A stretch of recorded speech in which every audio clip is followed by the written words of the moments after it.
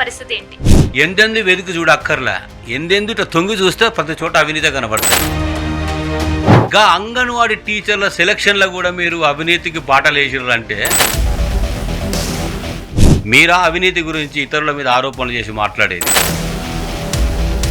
వాళ్ళ జీతాలు ఇస్తలేరు, వాళ్ళకి పెన్షన్ లేవు, వాళ్ళకి ఏ రకమైనటువంటి ఇది లేదు.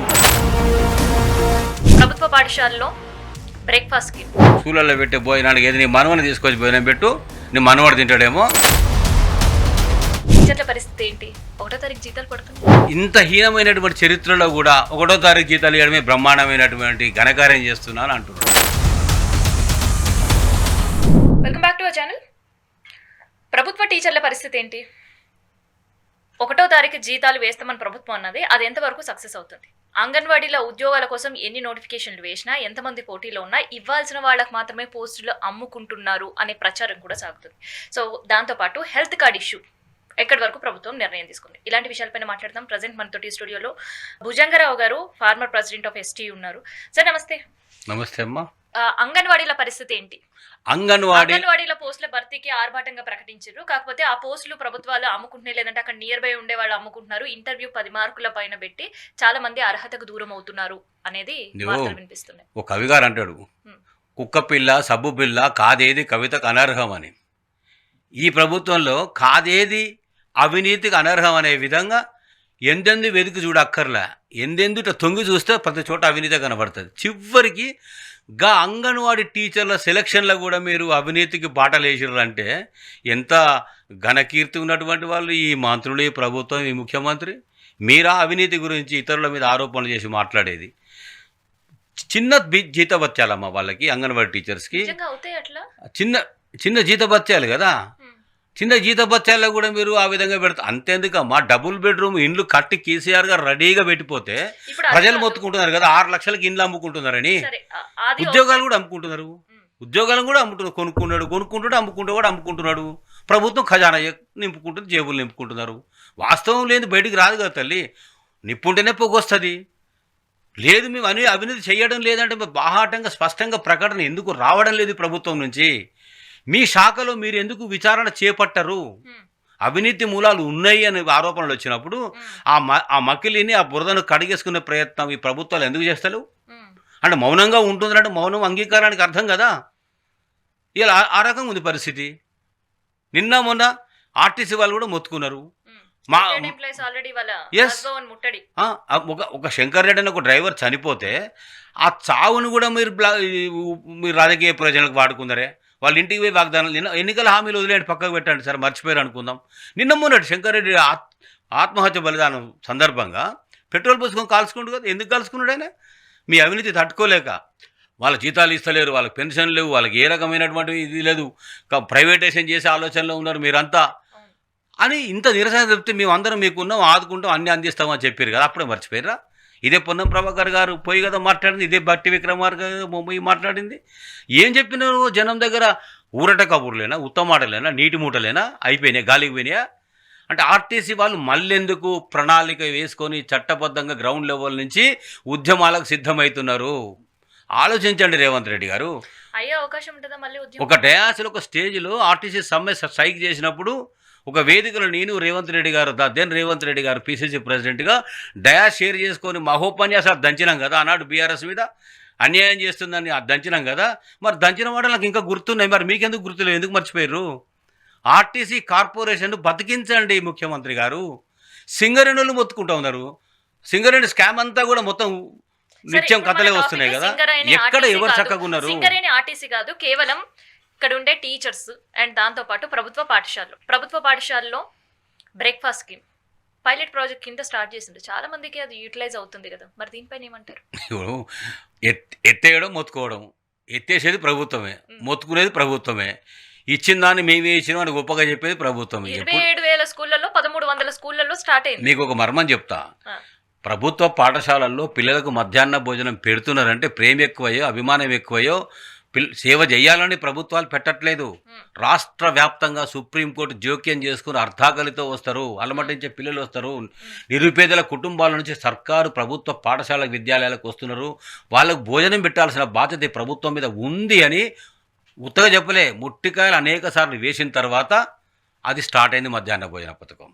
మధ్యాహ్న భోజన పథకం అందిన తర్వాత దాంట్లో నాణ్యత ఉందా, దాంట్లో శుచి ఉందా, దాంట్లో శుభ్రత ఉందా?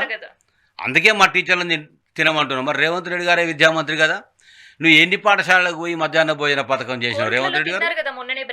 వాళ్ళు పోయినాడు ప్రత్యేకంగా ఉంటారు, వండిర్రు, శుభ్రంగా బ్రహ్మాండంగా ఉంటారు. ముఖ్యమంత్రికి ఆ భోజనం పెడితే ప్లేట్ తీసి ముఖాన్ని ఇచ్చి కొడతాడు. అంత కోపం, అంత అగ్రెసివ్ నేచర్ ఉన్న ముఖ్యమంత్రి అయిన విద్యామంత్రి. మా పంతుల్లో మా వండరేసులో గదగద ఉనికి ఆనోడు బ్రహ్మాండమైనటువంటి దినుసులు మసాలాలు అన్నీ వేసి ప్రత్యేకంగా వండి వడ్డించి బాగుందని వాళ్ళ భుజం తట్టి వచ్చినాం. మరి అట్లనే రోజు పెట్టరాదు? ఇంకా మధ్యాహ్న భోజనం స్కూళ్ళల్లో పెట్టే భోజనానికి ఏది నీ మనవని తీసుకొచ్చి భోజనం పెట్టు, నీ మనవాడు తింటాడేమో, నీ మనవని తీసుకొచ్చి ప్రభుత్వ పాఠశాల జాయిన్ చేయి, చదువుకుంటాడేమో. ఇప్పుడు పిల్లల మధ్యాహ్న భోజనం కింద వాడుతున్నామని కూడా ముఖ్యమంత్రి ప్రకటించారు. సన్న బియ్యం ఈయడమేందమ్మా? సన్న బియ్యం గత ప్రభుత్వమే సన్న బియ్యం అందించింది మధ్యాహ్న భోజనానికి. గత ప్రభుత్వమే సన్న బియ్యం తీసుకొచ్చారు. దొడ్డు బియ్యాన్ని సన్నం చేయాలి, సన్న బియ్యమే అందియాలి. ఆ సన్న బియ్యం వెనుక చాలా స్కామ్ ఉంది, చాలా పెద్ద కథ ఉంది. పౌష్టికాహారం అందట్లేదా? మరి గుడ్డుతో పాటు ఇస్తున్నారు కదా. ఎక్కడ గుడ్డు తల్లి? మార్కెట్లో గుడ్డు ₹8.50. వీళ్ళు మెనూ రేట్లు ఎంత పెంచారు? ఇవాళ గుడ్డు ప్రభుత్వం ఇచ్చేటువంటి రేటు కేవలం 4.5. ఎంత వ్యత్యాసం? ₹4. వంట చేసేవాళ్ళు ₹4 కలిపి గుడ్లు తెచ్చి భోజనం పెట్టి పిల్లలకు పెడతారా? ప్రభుత్వానికి సిగ్గుశరం ఉండాలి కదా. వంట చేసే వాళ్ళకి ₹10 మిగులుతే ఆశపడి కదా వాళ్ళు పని చేసేది. వాళ్ళ శ్రమను కూడా దోపిడీ చేస్తారా? పిల్లల పొట్ట కొడతారా? ఇదేనా మీ ప్రభుత్వ నిర్వాహకము? ప్రభుత్వ విద్య ఉచిత విద్య అంటే ఇవాళ మొన్న మీటింగ్లో చెప్తున్నాడు రేవంత్ రెడ్డి గారు, అదేదో ఉపాధ్యాయులు పొరపాటు చేస్తున్నట్టు, చదువులు చెప్పనట్టు. మరి నువ్వే కదా విద్యామంత్రి, నువ్వే కదా. నిజంగానే మా ఉపాధ్యాయులు చదువు చెప్పకపోతే, బళ్ళకు రాకపోతే మరి క్రమశిక్షణ చర్యలు తీసుకోండి. ఇప్పటికీ యంత్రాంగం లేదు తల్లి, పర్యవేక్షణ సిబ్బంది లేరు. మా సర్వీస్ రూల్స్ అటకెక్కిన 30 ఏళ్ళు అయిపోతుంది. సర్వీస్ రూల్స్ రాలేదు కాబట్టి మండల ఎడ్యుకేషన్ ఆఫీసర్స్ లేరు, డిప్యూటీ ఎడ్యుకేషన్ ఆఫీసర్స్ లేరు, 29 జిల్లాల్లో రెగ్యులర్ డిఓలు లేరు. చదువు చెప్పే కాడ చూసేవాడు అడిగేవాడు ఎవరూ లేరు. కర్త కర్మ క్రియ అన్నీ ఉపాధ్యాయులే అయినప్పుడు కొంత ఉపాధ్యాయులు, నేను చెప్తున్నా, ఒక 36 ఏళ్ళు ఉపాధ్యాయుడిగా పనిచేసినటువంటి ఒక టీచర్గా ఈ హైదరాబాద్ జిల్లాలో కలెక్టర్తో మా పోరాటం జరిగిన నాడు కూడా భుజంగరావు గారు పెద్ద నాయకుడు కదా, బడికి పోతున్నా అని అడిగాడు. మా పక్కనున్న మా DO, yes he has been achieving 100% result in English subject, though his subject is social studies అనే కలెక్టర్ నవీన్ విఠల్ గారు ఆనాడు మాకు సర్టిఫై చేసిండు. మా టీచర్స్ కూడా బరాబర్ పని చేస్తారు, చదువు చెప్తారు, పాఠం చెప్తారు. చెప్పించడకపోతే, పని చేయకపోతే ఆ లోపము ప్రభుత్వానికి వ్యవస్థది అని చెప్తున్నాను నేను. టీచర్ల పరిస్థితి ఏంటి? 1వ తారీఖు జీతాలు పడుతున్నాయా? అంతా ఒక్క టీచర్లదే కాదు, తెలంగాణ రాష్ట్రంలో అందరి పరిస్థితి, అందరి జీవితాలు ఆగం గందరగోళం, కకావికలం. ఎవరు చెప్పుకోవాలని అర్థం కాదు, ఎవరు వింటారో తెలియదు, ఎవరు పరిష్కరిస్తో తెలియదు. ముఖ్యమంత్రి విద్యామంత్రి నువ్వు ఎందుకు నీ దగ్గర విద్యాశాఖ పెట్టుకున్నావు? ఏ శాఖ ఎవరి దగ్గర ఉన్నా ఏం కాదు, కానీ విద్యాశాఖ తన దగ్గర ఉండడం అంటే ఉన్నత విద్యార్హతలన్నా ఉండాలి, విద్యారంగ అనుభవం అన్నా అయి ఉండాలి, ఒక మేధావి లక్షణాలన్నా అయి ఉండాలి. ఈ మూడిట్లో ఏవీ లేవు. అంటే విద్యను భూభారతి పెట్టేమో భూహారతి చేస్తున్నాడు. విద్యా తల్లిని, సరస్వతిని చెరబట్టినటువంటి పరిస్థితి. టోటల్గా తెలంగాణ తల్లిని చెరబట్టిన పరిస్థితి కదా ఈ 32 నెలల కాల ప్రభుత్వంలో. ఇప్పుడు కాంట్రాక్ట్ ఉద్యోగులు జీతాలు లేక 10 నెలలు 16 నెలలు దాదాపు 2 సంవత్సరాలు లేక ఇబ్బందులు పడుతున్న చూస్తాం. మరి ప్రత్యేకంగా టీచర్లతో రీసెంట్గా ఒక మీటింగ్ పెట్టిండ్రు.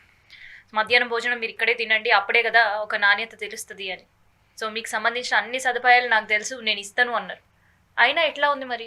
అమ్మ కావ్య మొన్న ఫిన్లాండ్కు టీచర్ల బృందాన్ని పంపించిండు. ఒక సందర్భంలో గత 2-3 నెలల క్రితం పంపించిండు. ఏం చేయమని పంపించిండు? మన దేశంలో, మన రాష్ట్రంలో విద్యా వ్యవస్థ ఇట్లా ఉన్నది, నేనే విద్యామంత్రిని, మీరు ఫిన్లాండ్ వెళ్ళి ఫిన్లాండ్లో ప్రభుత్వ విద్య ఎంత చక్కగా ఉందో, విద్యా ప్రమాణాలు ఎంత బ్రహ్మాండంగా ఉందో, ఎంత నాణ్యమైన విద్య పరిడవిల్లుతున్నదో మీరు చూసొచ్చి మీ అనుభవాలు రిపోర్ట్ రూపంలో ప్రభుత్వానికి అందించండి, మనం కూడా సంస్కరించుకుందాము అని వాళ్ళని పంపించాడు. అక్కడ అన్ని ప్రభుత్వ స్కూళ్ళే, వాళ్ళు ప్రభుత్వ పాఠశాలల్లో ఇంత గొప్పగా ఎట్లా ఉన్నాయి, అక్కడ మనం ఎక్కడ పొరపాటు ఉందో మంచి మాట చెప్పిండు, మంచి ఉద్దేశంతో పంపిండు అని అనుకుందాం. పోయి వచ్చిన తర్వాత విద్యామంత్రిగా ఉన్న ముఖ్యమంత్రి గారు ఏం అడగాలి? వాళ్ళ అనుభవాలు ఒక రిపోర్ట్ రూపంలో ఇవ్వమనాలి. ఇచ్చిన తర్వాత ఒక వర్క్షాప్ పెట్టాలి, ఒక సెమినార్ పెట్టాలి. తానే కాకుండా విద్యాశాఖ ఉన్నత అధికారులను కూడా ఉంచి విద్య ఇక్కడ ఎట్లున్నది, విద్య అక్కడ అంత గొప్పగా ఎట్లుంది, వ్యత్యాసం ఎక్కడుంది, ఏమి చేస్తే ఈ విద్యను సంస్కరించుకోవచ్చు, ఉన్నతీకరించవచ్చు, నాణ్యమైన విద్యా ప్రమాణాలు చేర్చవచ్చు అనేటువంటి చర్చ జరగాలి. ఎంసీఆర్ హెచ్ఆర్డి బిల్డింగ్లో మీటింగ్ పెట్టి రండి అంటే మా విద్యాధికారులు పోయినరు, మా టీచర్లు పోయినరు, మా ఉపాధ్యాయ సంఘాల నాయకులు కూడా పోయారు. అందరూ పోయిన తర్వాత రేవంత్ రెడ్డి గారు తాను ఒక ముఖ్యమంత్రిగానా విద్యామంత్రిగానా తాను ఆ ప్రభుత్వం నుంచి వచ్చిండు.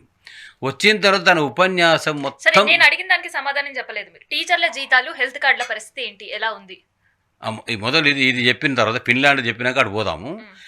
ఫిన్లాండ్కి పోయిన తర్వాత వాళ్ళ అనుభవాలు అడగకుండా సంబంధం లేని విషయాలు, అక్కడ ఇంజనీరింగ్ విద్యార్థులు అవసరం లేదు, ఇంజనీరింగ్ విద్యార్థులు క్రిమినల్ వేస్ట్ అనడం, వాళ్ళకు చదవరాదు రాయరాదు అనడం, ఒక లెటర్ కూడా నింపరాదు అనడం, ఒక గొల్ల కుర్మలను పట్టుకొని వాళ్ళ జ్ఞానం లేదు, చదువు లేదు, భూమి ఉంటుంది, బంగారం ఉంటుంది అని చెప్పుడు.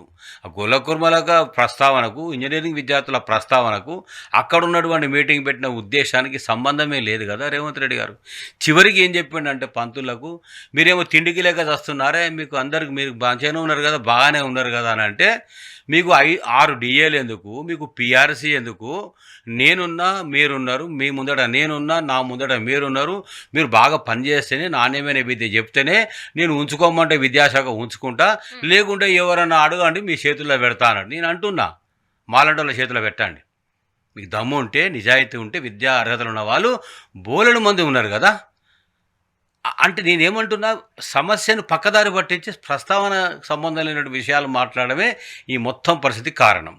ఇవాళ ఉపాధ్యాయులు రేవంత్ రెడ్డి గారు ఏం మాట్లాడుతున్నారో సంబంధం ఏందో అర్థం కాని పరిస్థితులు, అయోమయ స్థితిలో వాళ్ళు ఉంటే, ఏమండి అంత సీరియస్గా కూర్చుంటే ఎట్లా, అంత మౌనంగా ఉంటే ఎట్లా? నేను చెప్పే మాటలు మీకు మంచిగా అనిపిస్తలేవా? మంచిగా అనిపిస్తే మీరు సప్పట్లు కొట్టాలే కదా, మంచిగా అనిపిస్తే నాతో పాటు మీరు నవ్వాలే కదా అని వెకిలి మాటలు, వెకిలి నవ్వులు నవ్వి ఉపాధ్యాయ వర్గాలను టోటల్గా అవమానపరిచినటువంటి పరిస్థితి. మీరు అనుకుంటున్నారు తప్పక చప్పట్లు కొట్టిర్రు, ఎడవలేక నవ్విర్రు మా ఉపాధ్యాయులంతా. ఉపాధ్యాయ సంఘాల నాయకులను అక్కడ కూర్చోబెట్టి, సంఘాల నాయకులు ఎందుకంటే సంఘాల నాయకుల మాటలు మీరు వినొద్దు, నేను విద్యామంత్రిగా నా మాటలు వినండి, మీరు నాకు చెప్పండి, నేనున్నా మీరున్నారు అన్నారు. మరి ఉపాధ్యాయులంతా అందరు అడుగుతున్నారు కదా, 6 డిఏలు వెయ్యి రేవంత్ రెడ్డి గారు అని ఇవ్వాలి కదా, మా పిఆర్సీ ఎటుపోయింది రేవంత్ రెడ్డి గారు అని అడుగుతున్నారు కదా, ఇవ్వాలి కదా.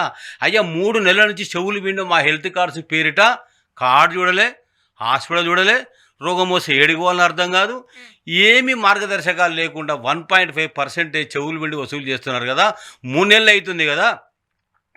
మరి ముఖ్యమంత్రి గారు మాకు కార్డ్స్ ఇవ్వండి, వైద్యం జరిపించండి అని చెప్పి అదే సమావేశంలో నేరుగా మీరు కూర్చోబెట్టినప్పుడు, మీరు ముందట వాళ్ళు డైరెక్ట్గా మీకు ఇంటరాక్షన్లో ఉన్నప్పుడు అవి ఇచ్చో చేసో మాట్లాడితే నైతికత ఉంటుంది కదా.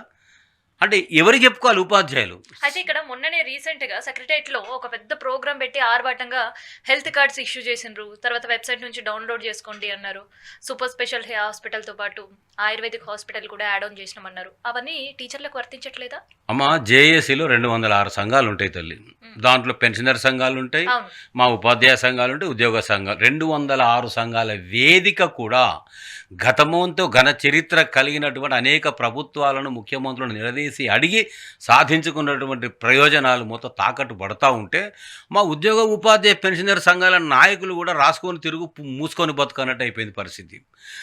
అంటే ఇంత హీనమైనటువంటి చరిత్రలో కూడా 1వ తారీఖు జీతాలు ఇవ్వడమే బ్రహ్మాండమైనటువంటి ఘనకార్యం చేస్తున్నాను అంటున్నాడు. ఎప్పుడు ఇవ్వలేదు 1వ తారీఖు జీతాలు, ఎవరు ఇవ్వలేదు. కరోనా రాకముందు అంతా కూడా గత ప్రభుత్వాలు అన్నీ కూడా 1వ తారీఖు జీతాలు వేతనాలు ఇచ్చిండ్రు కదా. కరోనాతో ఆర్థిక పరిస్థితి చిన్నాభిన్నం అయిన తర్వాత అక్కడి నుంచి కదా 1వ తారీఖు జీతాలు వేతనాలు రాని అనుభవం మాకే ఉంది కదా, తీసుకున్న వాళ్ళ మేమే కదా, ఇచ్చింది గత ప్రభుత్వాలే కదా. మీరు సంబంధం లేని విషయాలు మాట్లాడితే ఎట్లా? గత ప్రభుత్వం 10 ఏళ్ల కాలంలో బదిలీలే చేయలే, ప్రమోషన్స్ ఇవ్వలే అని మాట్లాడాడు. నేను ఆనాడు ఎస్టీయూ అధ్యక్షుడిగా ఉన్న జాక్టో చైర్మన్గా పనిచేసిన, ఒక 23 సంఘాల వేదికకు పనిచేసిన. గత ప్రభుత్వం 10 ఏళ్లలో 2 సార్లు బదిలీలు చేశారు. 2015లో చేశారు, 2018లో చేశారు. ప్రమోషన్స్ 2015లో హై స్కూల్ హెచ్ఎం క్యాడర్ వరకు అర్హతలు ఉన్న వాళ్ళందరికీ ప్రమోషన్స్ ఇచ్చారు కదా.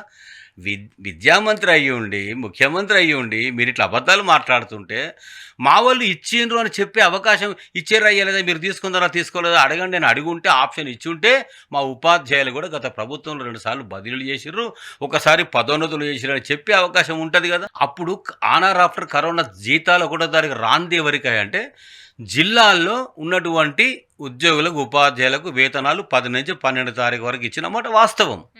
కానీ 40 కిలోమీటర్ల రేడియస్లో ఉన్న జిహెచ్ఎంసీ పరిధిలో ఉన్నటువంటి గ్రేటర్ హైదరాబాద్ పరిధిలో ఉన్న హెచ్ఓడీలు మొత్తం డైరెక్టరేట్స్, కమిషనరేట్స్, అన్ని డిపార్ట్మెంట్స్లో ఉద్యోగులకు, ఉపాధ్యాయులకు, పెన్షనర్స్కు, లెక్చరర్స్కు, ప్రొఫెసర్స్ అందరికీ కూడా 1వ తారీఖు వేతనాలు వచ్చినాయి కదా.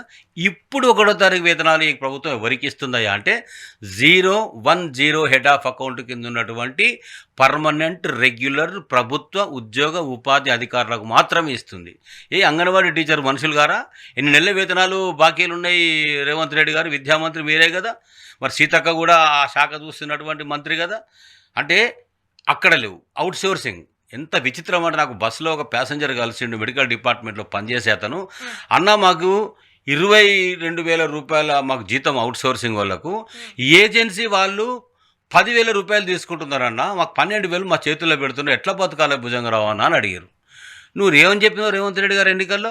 నేను రాగానే ఏజెన్సీలను అందరినీ దూరం చేస్తా, వాడేవాడే 10,000 తీసుకోవడానికి, డైరెక్ట్గా నేనే కదా మీకు ఇచ్చేది, మీ అకౌంట్లోకి మీ జీతబత్యాలు మీకు వస్తే ఏజెన్సీలను రద్దు చేస్తా అన్నావు. ఇంకా ఏజెన్సీలు కొనసాగుతున్నాయి ఎందుకు అంటున్నా. ఏజెన్సీల కార్పొరేషన్ పెడతా, డైరెక్టరేట్ పెడతా అన్నావు. మరి ఎడిపోయింది అంటే ఇవాళ వాళ్ళు అడుగుతున్నారు అవుట్ సోర్సింగ్ వాళ్ళు, మీ ప్రభుత్వంలో మీ ఉద్యోగులం కాదా? ఈ రాష్ట్రంలో మేము పుట్టలేదా? భారతదేశ పౌరులం కాదా? ఆకలితో అలమటించి చావాలా? మేము ఎట్లా బతకాలని అడుగుతా ఉన్నాం. వాళ్ళ ప్రశ్నకు సమాధానం చెప్పు ముఖ్యమంత్రి గారు. Done. Oh, thank you, sir. Thank you తల్లి.